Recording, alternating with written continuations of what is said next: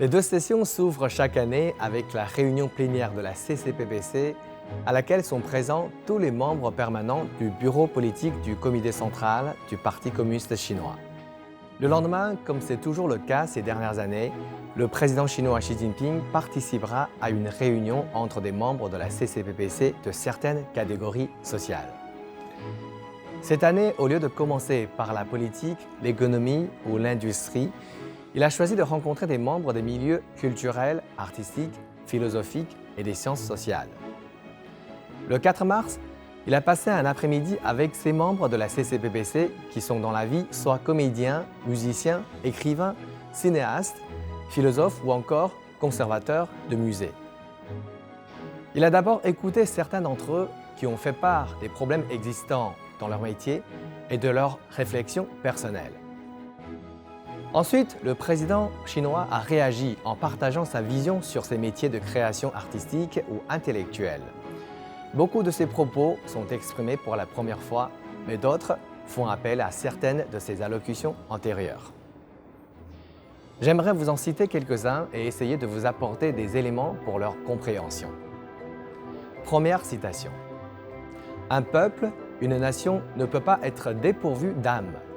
Le travail des métiers dans la culture, l'art, la philosophie et les sciences sociales consiste à former les racines et forger l'âme d'une nation.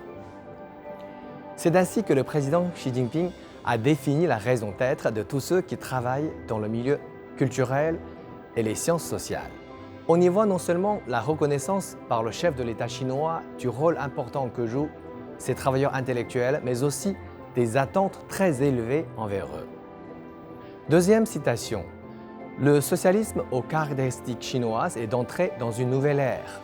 Les travailleurs dans l'art et la culture doivent, à travers leurs œuvres, immortaliser la nouvelle ère, écrire la nouvelle ère et chanter la nouvelle ère.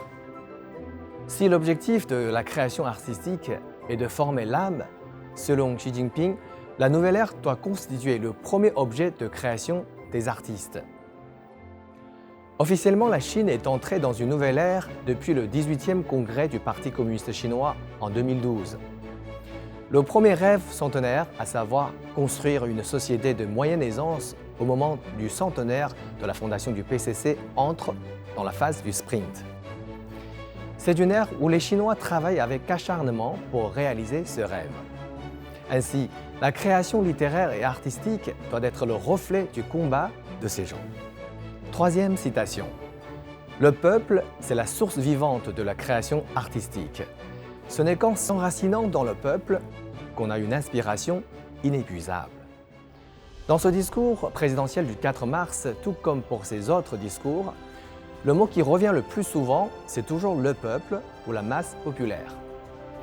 Des phrases comme toujours axées la création sur le peuple, tous les fruits vont au peuple, ont été entendues à plusieurs reprises. Les secteurs artistiques et culturels sont en pleine expansion en Chine. La publication des livres, le box-office au cinéma, le marché de l'art, les nouveaux records sont nombreux et ne cessent d'être établis.